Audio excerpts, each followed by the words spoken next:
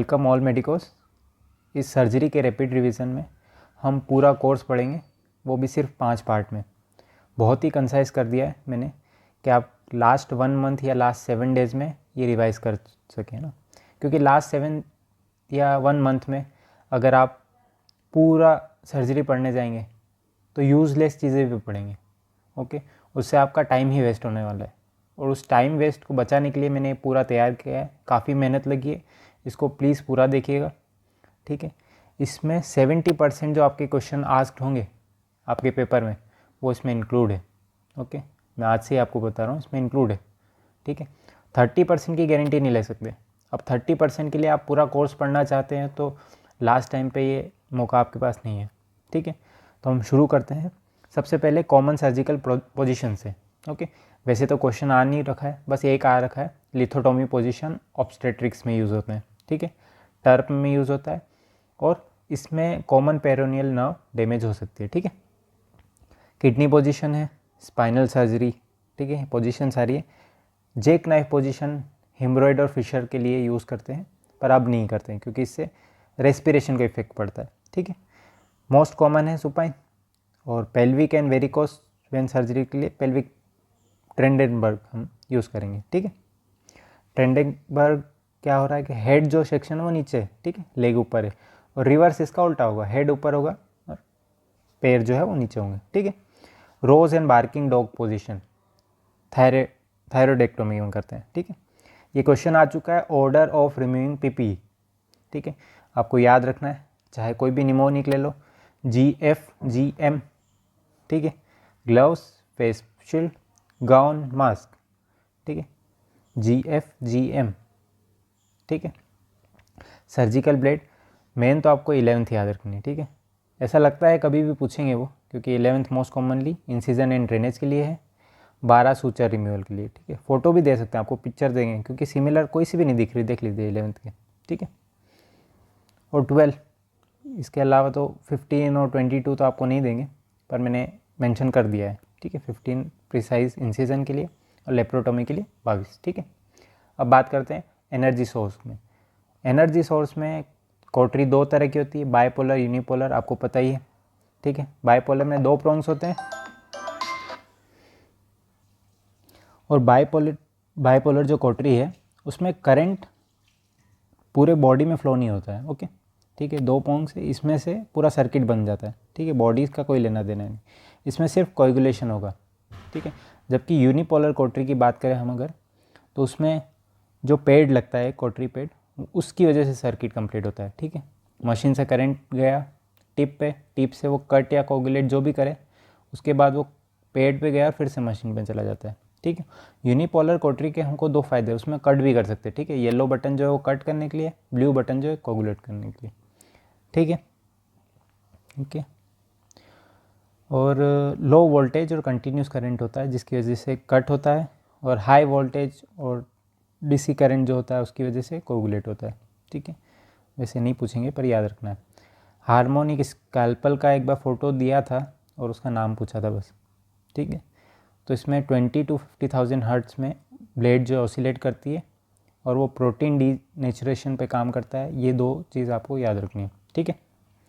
अब हम आते हैं प्रीवियस ईयर क्वेश्चन, एक बीच में ऐड करता हूँ मैं, phase of damage control surgery, ठीक है। पहला फेज़ होता है जिसमें इनिशियल एक्सप्लोरेशन होता है, जो कैजुअल्टी में करते हैं कि कहाँ से ब्लीडिंग हो रही है, क्या हो रहा है, ठीक है। सेकेंडरी हम ICU में करते हैं, जो सेकेंडरी रिससिटेशन, ठीक है, फ्लूइड थेरेपी जो भी है वो।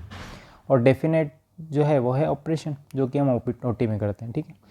तो सेकेंडरी रिससिटेशन कहाँ पे किया जाता है, तो ICU में किया जाता है, ये क्वेश्चन था, ठीक है। फोलिस का जो है वो एक्सटर्नल डायमीटर से लिंक है, ओके, ये क्वेश्चन पूछा है।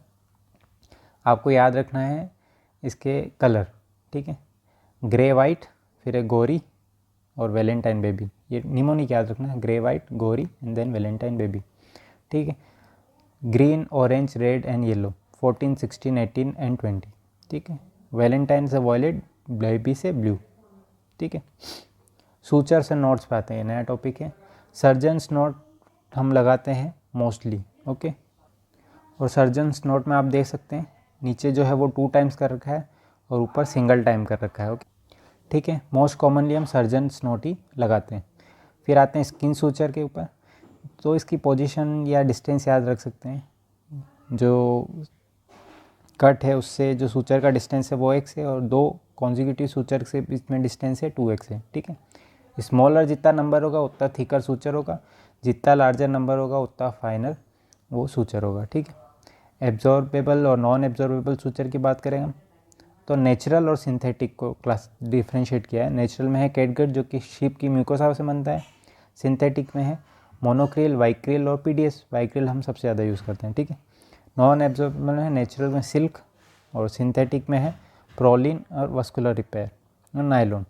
ठीक है। प्रोलिन हम वस्कुलर रिपेयर के लिए यूज़ करते हैं। ओके। और नायलॉन बस आपको याद रखना है। वैसे क्वेश्चन भी आपको एक तो मोनोक्रिल के ऊपर पूछा जा सकता है, सबक्यूटिकल सूचर्स, प्रोलिन वस्कुलर रिपेयर के लिए। ठीक है। और सिल्क नॉर्मल हम नायलॉन और सिल्क नॉर्मल उसके लिए यूज़। इस टॉपिक में आपसे ये क्वेश्चन पूछ सकते हैं कौन सा एब्जॉर्बेबल है, कौन सा नॉन एब्जॉर्बेबल है। ठीक है। कौन सा नेचुरल है, कौन सा सिंथेटिक है, और कौन सा कहाँ यूज़ करते हैं। ठीक है। अब एक कैटगट है एब्जॉर्बेबल है, मोस्टली इनसाइड ही यूज़ करेंगे। ठीक है। मोनोक्रिल सब क्यूटिकल के लिए। ठीक है। वाइक्रिल हम मोस्टली यूज़ करते हैं ओके अंदर ही। सिल्क और नायलॉन मोस्टली ऊपर सूचर करने के लिए, स्किन सूचर करने के लिए यूज़ करते हैं। ठीक है। अब जर्किन्स रूल्स याद रखना है कि सूचर की लेंथ अगर लेप्रोटोमी कर रहे हो तो इंसिजन की लेंथ से 4 गुना होगी। ठीक है। नॉर्मल स्किन इंसिजन के वक्त 2 टाइम होगी। ठीक है। डबल होगी मतलब। और इलेप्टिकल वुंड है तो ये 3 टाइम्स होगी। ये 3 टाइम्स वाला क्वेश्चन पूछा गया। ठीक है। Most common cause of post operative admission after a day care procedure is bleeding. Okay. ये क्वेश्चन पूछा गया है इसलिए यहाँ हाईलाइट किया है। अब आते हैं हम वुंड स्कोरिंग सिस्टम पे। इसमें जो पहला स्कोर है वो है एसेप्सिस वुंड स्कोर। इसका स्कोर आपको बिल्कुल भी याद नहीं करना है। ठीक है। बस क्या क्या इंक्लूड है वो याद रखना है। ठीक है। एसेप्सिस ही एक ट्रिक है।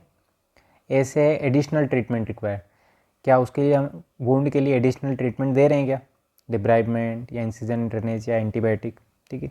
सीरस डिस्चार्ज है, अगर इरिदिमा है वुंड के अराउंड, पस है। ठीक है। डीप टिश्यू से सेपरेट हो चुका है, और बैक्टीरिया आइसोलेट हो चुका है, और प्रोलॉन्ग स्टे है हॉस्पिटल का। ठीक है। उसके हिसाब से हम वुंड को स्कोर देंगे, उससे कितनी केयर होगी वो डिफाइन होगा। ठीक है। Southampton wound score. ठीक है। ये 0 से 5 की रेटिंग देना है अपने को। ठीक है। नॉर्मल हीलिंग हो रहा है तो 0, माइल्ड ब्रूज है तो 1, इरिदिमा है और साइन के इन्फ्लामेशन है तो 2, क्लियर डिस्चार्ज दिख रहा है तो 3, पस है तो 4, और टिश्यू सेपरेशन है मतलब 5। ठीक है। तो ये पूछा जा सकता है तो याद रखना आपको। ठीक है। टाइप्स ऑफ वुंड अब बात करते हैं। पहला है क्लियर वुंड। ठीक है। क्लियर इंसाइज वुंड आपने खुद इंसाइज किया है, उसका इन्फेक्शन रेट कितना है 2%। ठीक है। क्लीन कंटेमिनेटेड वुंड, क्लीन है बट कंटेमिनेटेड है क्योंकि वहाँ पे GI की बात करें तो वहाँ पे पहले से ही बैक्टीरियाज तो प्रेजेंट है, हेल्दी है अनहेल्दी है जो भी है, बेनिफिशियल है नॉन, उसका इन्फेक्शन रेट थोड़ा सा बढ़ जाता है। ठीक है। और जब इन्फ्लामेशन नहीं प्रेजेंट हो तो क्लीन कंटेमिनेटेड। ओके। कंटेमिनेटेड मतलब कि इन्फ्लामेशन है, उसका इन्फेक्शन रेट 10 से 20% हो। शायद ये क्वेश्चन पूछा गया इसका इन्फेक्शन रेट। ओके। 10% जो है क्लीन कंटेमिनेटेड, 10 से ऊपर किसका है कंटेमिनेटेड का। ओके। जैसे कि इमरजेंसी अपेंडिक्टोमी कर रखी है अपना ने उस समय। ठीक। डर्टी वुंड कैसा है, पस प्रेजेंट है, उसका इन्फेक्शन रेट 20 से भी ज़्यादा होगा। ठीक है। अब बात करते हैं सीक्वेंस ऑफ हैंड वॉशिंग की। ठीक है। ये सिंपल सा क्वेश्चन है पर पूछा गया है। ठीक है। तो आप ये कैसे याद रखोगे, ये 4 जो मैंने हाईलाइट कर रखे हैं ये पूछा गया है। ठीक है। इनकी सीक्वेंस बताओ। तो अब याद रखते हो, पहले पाम, फिर बैक, फिर finger, interface, then interlock, then rub your thumb, then rub your fingers and then rub your wrist. ठीक है। ये 7 आपको याद रखना। एक आप खुद हाथ धो के इसको प्रैक्टिस कर सकते हो तो ताकि आपको याद रहेंगे। ठीक है। इसके अलावा इसको याद करने की कोई ट्रिक नहीं है। रीफीडिंग सिंड्रोम के बारे में पूछा गया, जैसे कि कोई क्रॉनिक मालनरिश पेशेंट है, उसको हमने टोटल पेरेंटल न्यूट्रिशन दे दिया लार्ज अमाउंट में, तब रीफीडिंग सिंड्रोम होगा क्योंकि इंसुलिन का सडनली सर्ज आएगा। ओके। वो पोटेशियम, मैग्नीशियम और फॉस्फोरस सभी कम कर देंगे, हाइपोफॉस्फेटिमिया, हाइपोमैग्नीशियम, हाइपोकेलिमिया सभी हो जाएंगे। ओके। ठीक है। राइल्स ट्यूब की लोकेशन पूछा है कि मेज़र कैसे करना है, तो टिप ऑफ नोज से ईयर तक, देन ईयर से अम्बिलिकस और मेनुब्राई के बीच तक, ठीक है। अब आते हैं हम नए टॉपिक में जनरल सर्जरी के, वो है शॉक, ठीक है। हाइपोवॉल्यूमिक शॉक की बात करेंगे तो 4 क्लासेस हैं, ठीक है। वो आपको बस क्लास पूछेंगे कि कौन सी क्लास में हो सकता है, ठीक है। पहले में तो कोई फर्स्ट क्लास में 0 to 15 ब्लड लॉस है, जैसे कि ब्लड डोनेट किया है किसी को, वैसा कोई पैरामीटर चेंज नहीं होगा, ठीक है। सेकेंड में सब कंपेंसेट हो जाएगा, ठीक है। सिंपैथेटिक एक्टिवेशन की वजह से कंपेंसेट हो गया। अब सेकेंड शॉक को आप कंपेंसेट को पहचानेंगे कैसे, तो डायस्टोलिक ब्लड प्रेशर की वजह से पहचानेंगे, ठीक है। अगर डायस्टोलिक ब्लड प्रेशर इसका बढ़ जाता है तब उसको आप कंपेंसेटेड हाइपोवॉल्यूमिक शॉक मानेंगे, ठीक है। बाकी सब नॉर्मल होगा। थर्ड में क्या होगा, डीकम्पोजिशन, सिस्टोलिक ब्लड प्रेशर और कार्डिक आउटपुट डिक्रीज हो गया, ठीक है। चौथा तो रिफ्रैक्टरी है, पेशेंट ही कोमा में चला गया, उसमें मैसिव ब्लड ट्रांसफ्यूजन रिक्वायर्ड होगा, ओके। मैसिव ब्लड ट्रांसफ्यूजन में सवाल क्या पूछ रखे हैं कि कॉम्प्लिकेशन क्या क्या है, ठीक है। हमें 10 यूनिट 24 घंटे के अंदर चढ़ानी है, ओके। मतलब पूरा इंटायर वॉल्यूम जो है ब्लड का वो 24 घंटे में चढ़ाना है। कॉम्प्लिकेशन है hypothermia, hypocalcaemia, hypokalemia and hyperkalaemia. Normally hyperkalaemia लिखोगे, ठीक है, पर कभी कभी सिट्रेट जो है ब्लड में उसकी वजह से हाइपोकैलेमिया भी हो सकता है मेटल, ठीक है। तो हाइपोकैलेमिया भी हो सकता है और हाइपरकैलेमिया भी हो सकता है, ठीक है। ट्रालीज का कॉम्प्लिकेशन है, ठीक है, एक्यूट लंग इंजरी, और टाको भी है, मतलब कार्डियक जो अफेक्ट होता है मैसिव ब्लड ट्रांसफ्यूजन की वजह से, वो भी है, ठीक है। और मोस्ट इम्पॉर्टेंट टॉपिक पे आते हैं, systemic inflammation response syndrome. Mostly काफ़ी बार रिपीटेड हुआ है, ठीक है। तो ऐसी चीज़ें आपको केयरफुली याद रखनी है। टेम्परेचर 36-38, ठीक है, याद रखना 36-38, कभी भी घुमा सकते हैं आपको, ठीक है। WBC 4-12, ठीक है, 4000 से कम, 12,000 से ऊपर। रेस्पिरेटरी रेट 20 से ज़्यादा, PCO2 32 से कम, ठीक है, और पल्स रेट 90 से ज़्यादा। 2 पैरामीटर अगर होंगे तो उसको सर्च करेंगे, ठीक है। Q sofa square, quick sequential organ failure assessment score, ठीक है। सिस्टोलिक ब्लड प्रेशर 100 से कम है, मतलब हाइपोटेंशन है। मेंटल स्टेटस थोड़ा सा डिस्टर्ब है। रेस्पिरेटरी रेट 22 है, इसमें रेस्पिरेटरी रेट 22 है और इसमें 20 है, ठीक है, ये ध्यान रखना आपको। सर्स में 20 है, क्यू सोफा में 22 है। ये ऐसे क्वेश्चन है कि लास्ट डे आपको रिवाइज करनी है, ठीक है। अगर ये चीज़ भूल जाते हो आप तो फिर कोई मतलब नहीं पढ़ने का, ठीक है। तो ये कहीं या तो इसका स्क्रीनशॉट लेके रखो या फिर इसको कहीं पे नोट डाउन करके रखो, क्योंकि रिपीटेडली पूछा गया है और हम मोस्टली यही भूल जाते हैं, ओके। कॉमन सर्जिकल स्वेलिंग्स में से ऐसा कुछ पूछा नहीं गया है, बस मैंने कुछ चीज़ें हाईलाइट करी है। लाइपोमा में जैसे डरकम डिजीज़ पूछ सकते हैं, जिसमें मल्टीपल लाइपोमा हो जाते हैं, ठीक है। सेबेशियस सिस्ट में आपको पंक्टम दिखेगा सेंटर में ब्लैक, ठीक है, और होता काय की वजह से, हेयर फॉलिकल की ब्लॉक की वजह से, ठीक है। डर्मोइड सिस्ट क्या होता है कि एपिथेलियल का कोई सा एलिमेंट ट्रैप्ड हो जाता है, ठीक है, या तो एम्ब्रियोनिक क्लोजर की वजह से हो या तो बाद में भी हो सकता है ट्रोमा की वजह से, okay. Outer canthus of eyes में मिलेगा और पोस्ट ऑरिकुलर डर्मोइड मिलेंगे, ठीक है, जो नॉर्मली होंगे, बाद में तो कहीं भी हो सकते हैं। सिस्टिक हाइग्रोमा, ठीक है, जिसको हम बोलते हैं लिम्फेंजियोमा, इसका याद रखना, posterior triangle of neck most common location है, ठीक है, और टर्नर सिंड्रोम एसोसिएटेड विथ होता है। जबकि थायरोग्लोसल सिस्ट थायरोग्लोसल ट्रैक के रेमिनेंट की वजह से है, और वो सिस्टरंग प्रोसीजर इसका ये पूछा गया है, ठीक है। ब्रेकियल सिस्ट एंटीरियर बॉर्डर पे होता है, ठीक है, जबकि पोस्टीरियर ट्रायंगल में सिस्टिक हाइग्रोमा था, ठीक है। आइडेंटिफाई करने के लिए आपको मदद कहूँगा, है ना। सर्वाइकल साइनस जो है वो परसिस्ट करता है, उसकी वजह से ब्रेंकियल सिस्ट होता है। रेन्यूला क्या है, म्यूकस एक्सट्रावेशन, मतलब म्यूकस भर क्या है सब लिंगुअल सलाइवरी ग्लैंड में, ठीक है। प्रीवियस ईयर क्वेश्चन में एक कीमोडेक्टोमा पूछ रखा है जो कि कंप्रेसिबल स्वेलिंग है या नहीं, ठीक है, और कैफेओलिट स्पॉट जो कि न्यूरोफाइब्रोमा में दिखते हैं वो पूछ रखा है, ठीक है। बाकी स्वेलिंग से इतना कुछ नहीं पूछा गया। अल्सर की बात करें तो अंडरमाइन अल्सर का पूछ सकते हैं, टीबी में मिलते हैं, ठीक है। मेन डिफ्रेंशिएट आपको इसमें करना है बेसल सेल और स्क्वेमस सेल, ओके। क्योंकि rolled out pearly white edges और रेज्ड और इवर्टेड कॉलीफ्लावर, इसमें आप कंफ्यूज हो, ठीक है। इवर्टेड कॉलीफ्लावर मतलब पूरा कैंसर जैसे ही दिख रहा है, ठीक है। रोल्ड आउट है तो ये बेसल सेल है, ठीक है, क्योंकि इसमें कंफ्यूज कर सकते हैं आपको। पंच्ड आउट आर्टेरियल न्यूरोपैथिक में मिलेगा तो नॉर्मल है। वेरिकोस का मोस्ट कॉमन साइट कौन सा है? गेटर्स एरिया, ठीक है।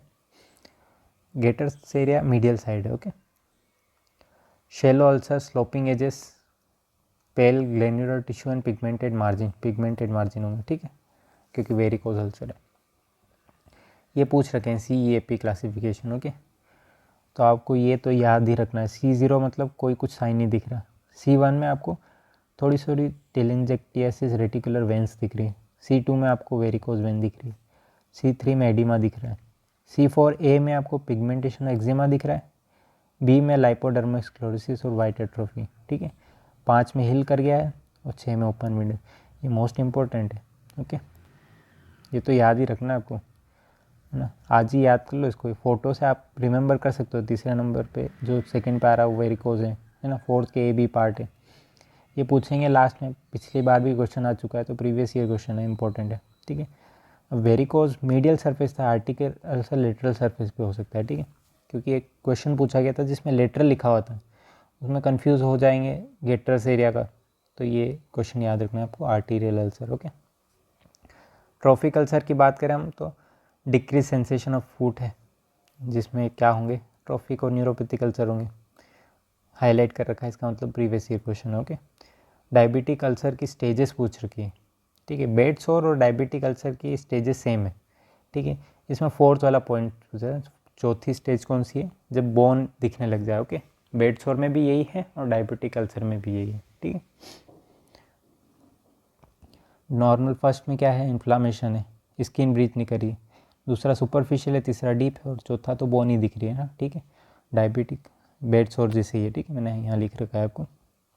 अब बात करते हैं, जो इंस्ट्रूमेंट पूछ रखे हैं वो है हम्बीज नाइफ, है ना, स्प्लिट स्किन ग्राफ्ट के लिए यूज़ करते हैं। पर्किंस और मेस्टोइड रिट्रैक्टर का डिफरेंस शायद पूछ रखा है, इंपॉर्टेंट भी है। आप देख सकते हैं यहाँ पे पूरा ब्लॉक है, जबकि इसमें दोनों साइड सेम है, ठीक है, मेस्टोइड में। ड्रेन्स का पूछ रखा है, ठीक है, Jackson pride drain, corrugated drain और हीमोविक ड्रेन। हम मोस्टली हॉस्पिटल में हीमोविक ड्रेन देखते हैं, ठीक है, पर ये तीनों ड्रेन याद रखें। अब नेक्स्ट जनरल सर्जरी के टॉपिक पे आते हैं, ट्रॉमा मैनेजमेंट, ठीक है। ट्राइज मैं उम्मीद करता हूँ आपको याद होगा, ठीक है। बस ये एक टर्म याद रखनी, मोरीबाउंड है ना, ब्लैक के लिए, बाकी तो नॉर्मली आपको याद होगा। अगर आपने थोड़ा सा भी कहीं ट्राइज पढ़ा होगा, आप एक बार देख सकते हैं, ठीक है। प्रीवियस ईयर क्वेश्चन में क्या पूछ रखा है? ट्रांसपोर्ट ऑफ ट्रॉमेटाइज पेशेंट कैसे करना है, ठीक है। हार्ड बोर्ड पे करना है, हेड और स्पाइन स्टेबलाइज करना है, पेशेंट से बात करते रहना है और रोलिंग करना है विदाउट मूविंग स्पाइन, ठीक है। उनमें यही क्वेश्चन था कि इनमें से क्या क्या करना है, तो ये 3 थे, और क्या नहीं करना है तो चौथा था, ठीक है। सर्जिकल सेफ्टी चेकलिस्ट में डॉक्टर के साइन नहीं होते हैं, ये पूछा गया था, रिपीट होने के चांसेस कम है। डैमेज कंट्रोल रिससिटेशन में परमिसिव हाइपोटेंशन की बात कही है, ठीक है। और best guide for monitoring adequacy of shock therapy इस यूरिन आउटपुट, ठीक है। और 16 goes needle is use for acute trauma life support, ठीक है। ये 4-5 क्वेश्चन हैं प्रीवियस ईयर जो ट्रॉमा में पूछे गए हैं, ठीक है। एब्डोमिनल ट्रॉमा की बात करें तो इससे क्वेश्चन आ सकता है फास्ट से, ठीक है। ट्रॉमा में पहले 2 से 5 मिनट में आपको सोनोग्राफी जो करते हैं उसको हम फास्ट बोलते हैं, फोकस असेसमेंट सोनोग्राफी इन ट्रॉमा, ठीक है। क्वाड्रेंट क्या क्या असेस करते हैं, एपिगैस्ट्रिक रीजन, ताकि हम कार्डियक टेम्पोनेट के बारे में जान सकें, right hypochondrium, left hypochondrium, liver और स्प्लीन की जान सके, और पेल्विस, ओके, ब्लेडर को इंजरी है कि नहीं वो देखने के लिए, ठीक है। ई फास्ट में 2 क्वाड्रेंट और ऐड कर दिए, ठीक है। थोरेसिक कैविटी मतलब लेफ्ट और राइट थोरेसिक कैविटी, ठीक है। E FAST is unreliable to assessment of retroperitoneum haemorrhage, ठीक है, क्योंकि ऊपर से दिख रहे हैं तो रेट्रोपेरिटोनियम कभी इंजरी होगी या हेमरेज होगी वो नहीं देख पाएंगे, ये क्वेश्चन आ चुका है, ठीक है। स्प्लेनिक इंजरी की बात करें तो इसमें सबसे ज़्यादा फ्रैक्चर 9 और 11th रिब में मिलेगा आपको, ठीक है, लेफ़्ट साइड में। Kehr sign on lifting left lower limb, refer pain on left shoulder, ठीक है। कहर साइन का नाम याद रखना है, पूछा नहीं है शायद, मैंने ऐसे हाईलाइट कर रखा है। ग्रेड स्प्लेनिक ट्रोमा की शायद 4th और 5th कहीं पे आज थी। 5th में कम्प्लीटली शटर हो जाता है, 4th में हाइलर वेसल डैमेज है, ठीक है।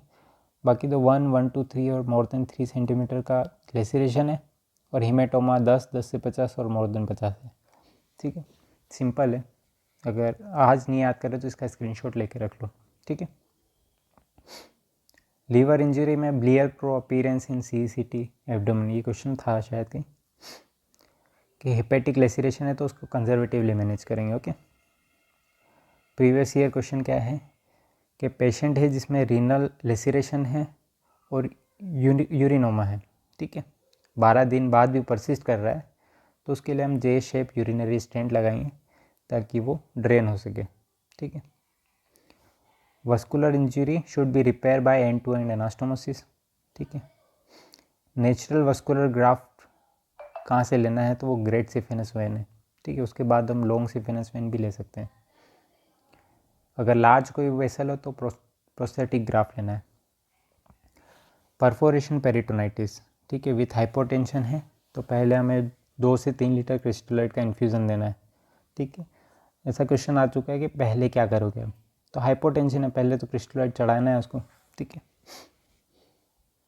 अब बात करते हैं थोरेसिक ट्रॉमा की, तो CPR देते वक्त 4, चौथी और 5वीं रिब सबसे ज़्यादा डैमेज होने के चांसेस है, फ्रैक्चर होने के चांसेस है। फ्लेल चेस्ट की बात करें तो 2 और मोर कंसेक्यूटिव रिब्स एट 2 और मोर प्लेसेस, ठीक है, क्योंकि ये इतना सा पार्ट इंडिपेंडेंट हो गया, उसको फ्लेल चेस्ट बोलेंगे, ठीक है। ये अब अलग ही रेस्पायर कर गए, इनसे कोई लेना देना ही नहीं, सब छूट गया हो, ठीक है। टेंशन नीमोथोरिक्स, अब नीमोथोरिक्स बहुत तरह के होते हैं, उनको टेंशन कब बोलना है, जब हीमोडायनामिकली कॉम्प्रोमाइज़ होंगे, ठीक है, मतलब रेस्पिरेटरी रेट बढ़ गई, कार्डियक आउटपुट कम हो गया, JVP रेज हो गई, हाइपर रेजोनेंट है, ठीक है। उसमें हम करना है इमरजेंसी नीडल थोरेकोसेंटेसिस, ठीक है। एडल्ट में हम 5th इंटरकोस्टल स्पेस में मिड एक्सिलरी लाइन में करेंगे, चिल्ड्रन में 2nd इंटरकोस्टल स्पेस, ठीक है। डेफिनेटिव क्या है, ट्यूब थोरेकोसेंटेसिस, जो कि intercostal tube in triangle of safety, ठीक है। प्रीवियस ईयर क्वेश्चन इसमें क्या है, रेज्ड लेफ्ट हेमी डायफ्राम है अगर, तो अब ICD नहीं डाल सकते हो, सिंपल ICD कहाँ से डालोगे, ठीक है। ICD की पेटेंसी कैसे चेक करनी है, जब वो एयर वाटर जो कॉलम है वो रेस्पिरेशन के साथ ऊपर नीचे होगा उससे, ठीक है। अगर आप ICD ट्यूब में पूरा उसका फ़ोटो देखोगे ना, तो उसमें ट्यूब्स में जो एयर कॉलम है वो ऊपर नीचे होगा रेस्पिरेशन के साथ, इसका मतलब पेटेंट है, ठीक है। अब आते हैं हेड ट्रॉमा के ऊपर। सुप्रा एपोन्यूरोटिक ब्लीडिंग अगर है तो वो ब्लैक आइज दिखेगी, ठीक है। स्कल फ्रैक्चर की बात करें तो एंटीरियर क्रेनियल फ्रैक्चर है तो राइनोरिया होगा, जिसमें hello sign beta transferrin CSF में दिखेंगे, ठीक है। मिडिल क्रेनियम फोसा है तो बेटल साइन दिखेगा, ठीक है।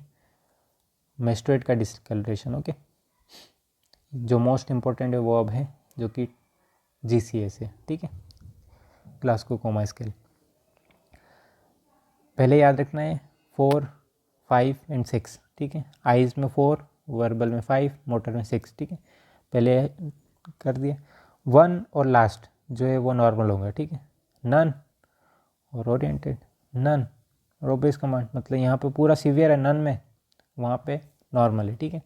अब आइस पे आते हैं तो 2, ये 2 शेप है, मतलब नीडल या प्रेशर है, ठीक है, तो प्रेशर पे आइस खोल रहा है वो 2, ठीक है।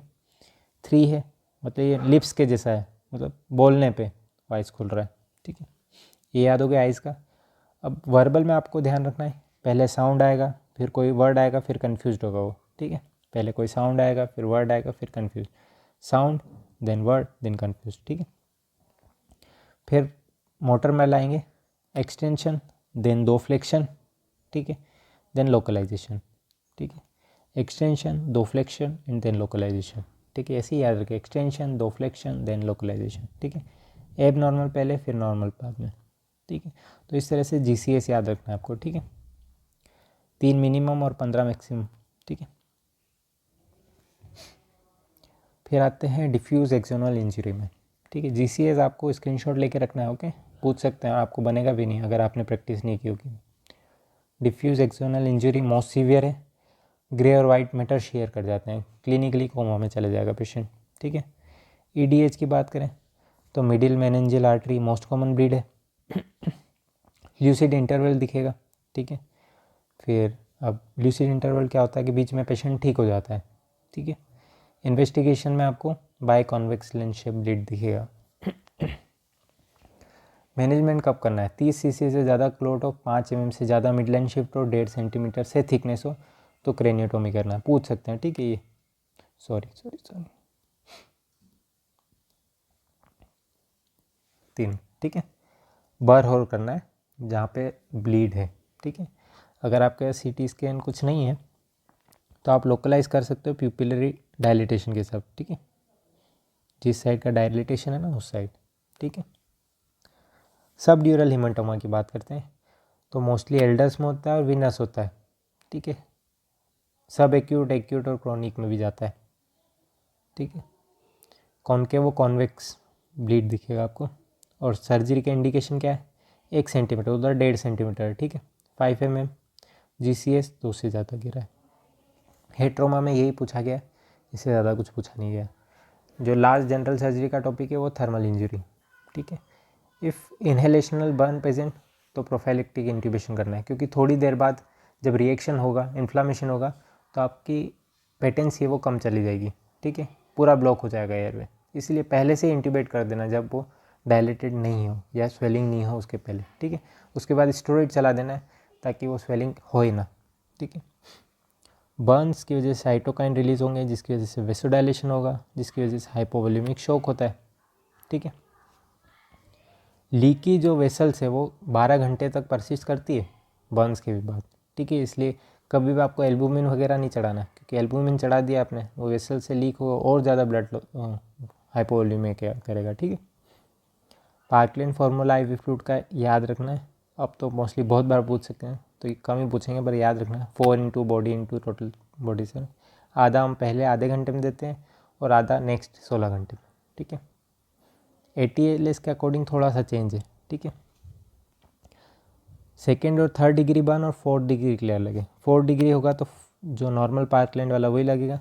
2nd और 3rd डिग्री होगा तो एडल्ट के लिए हम कम कर देते हैं, ठीक है। चिल्ड्रन के लिए 3, इन्फेंट के लिए 3, बस मेंटेनेंस फ्लूइड ऐड कर देते हैं डेक्सट्रोज, ठीक है। वो भी वेट के अकॉर्डिंग, पहले 10 kg के लिए 100 ml पर kg, नेक्स्ट 10 के लिए 50, देन 20, ठीक है। ये ATLS में जो जो चेंजेस है वो भी ध्यान रखना, ठीक है। फिर है वेलेस रूल ऑफ 9, पता ही होगी क्या क्या इंक्लूड है, ठीक है। हैंड के लिए 9 है, दोनों के लिए 9, चेस्ट के लिए 18, एब्डोमिनल के लिए 18, मतलब फ्रंट 9 बैक 9, ठीक है। एब्डोमिनल का फ्रंट 9 बैक 9, ठीक है। हेड 9, इसका फ्रंट 9, इसका फ्रंट 9, बैक में 9, 18, ठीक है। और 1 इंग्वाइनल रीजन के लिए। लोन्ड एंड ब्रॉडर चार्ट बच्चों के लिए बेस्ट मेथड है, ठीक है, एज के। अब डिग्री की बात करें तो फर्स्ट डिग्री में एपिडर्मिस इन्वॉल्व होगा, जैसे सनबर्न है। 2nd डिग्री में सुपरफिशियल हो सकता है, डीप, एपिडर्मिस और डर्मिस पूरा गया, ठीक है। सुपरफिशियल में क्या होगा, पेपिलरी डर्मिस इन्वॉल्व है, इसमें स्कार नहीं आएंगे, ठीक है। डीप से स्कार आने लग जाएंगे 2nd डिग्री। 3rd में सबक्यूटेनियस टिश्यू और 4th में मसल लेयर, ठीक है। फिर है हाइड्रोफ्लोरिक एसिड बर्न, ठीक है, जिसमें हाइपरकैलेमिया हाइपोकैल्सियमिया मिलेगा। इसका पूछा गया था क्वेश्चन, कैल्शियम ग्लूकोनेट देना है ट्रीटमेंट के लिए, ठीक है। लाइटनिंग इंजरी में फिलिग्री बर्न मिलेंगे और फ्रोस्ट बाइट में आपको रिवॉर्मिंग करनी है ग्रेजुअल, ठीक है। ये फिर हम बात करते हैं प्रीवियस ईयर में बैलेंस साइन पूछा गया, ठीक है, जो कि रप्चर्ड स्प्लीन में दिखेगा आपको, ठीक है। Dullness to percussion in the left flank, ठीक है, and shifting dullness on percussion to right flank, ठीक है। ये क्वेश्चन पूछा गया कौन सा शॉक के रिगार्डिंग ट्रू है, तो लो pH mainly activates lysozyme enzyme, okay. ये फोटो दे रखा है नेगेटिव प्रेशर वुंड थेरेपी का पूछा गया, ठीक है। फिर टीटी का पूछा गया कि अगर पेशेंट इम्यूनाइज है, पिछले 5 साल में ही उसने टीटी लगाया है, तो आपको सिर्फ वुंड केयर करनी है, उसको फिर से टिटनेस नहीं लगाना। 5 से 10 साल के बीच में है, ठीक है, तो सिंगल टीटी का डोज लगाना है, ठीक है। 10 साल से भी पुराना है तो वुंड केयर टीटी, और अगर अनक्लियर है तो टिटनेस इम्यूनोग्लोबिन, ठीक है। अगर नेवर टेकन इम्यूनाइजेशन तो पूरा टीटी का कोर्स वुंड केयर करना है, ठीक है। और कलर कोडिंग याद रखनी है आपको, ठीक है। मोस्टली आपसे क्या पूछ सकते हैं, रेड में कोई एडिटिव नहीं रहता और ये सीरम के लिए होता है, ठीक है। ग्रीन में हिपेरिन रहता है, ठीक है। सोडियम सिट्रेट कोगुलेशन के लिए यूज़ होता है, ठीक है। ईडीटी है तो सीबीसी के लिए यूज़ होता है, और सोडियम फ्लोराइड ब्लड ग्लूकोज के लिए यूज़ होता है, ठीक है। इससे ज़्यादा मोस्टली नहीं पूछेंगे, ठीक है। तो ये हमारा हुआ जनरल सर्जरी का आधे घंटे में पूरा रैपिड रिवीजन। ऐसे ही 5 हैं, इतने ही बड़े होंगे, पर 2.5 से 3 घंटे में आपका पूरा सर्जरी का रैपिड रिवीजन हो जाएगा, ठीक है। तो पूरा वीडियो आराम से देखिएगा। इसके अलावा मुझे नहीं लगता 70% जो कोर्स है वो इसमें पूरा हो जाएगा, ठीक है। Thank you, have a nice.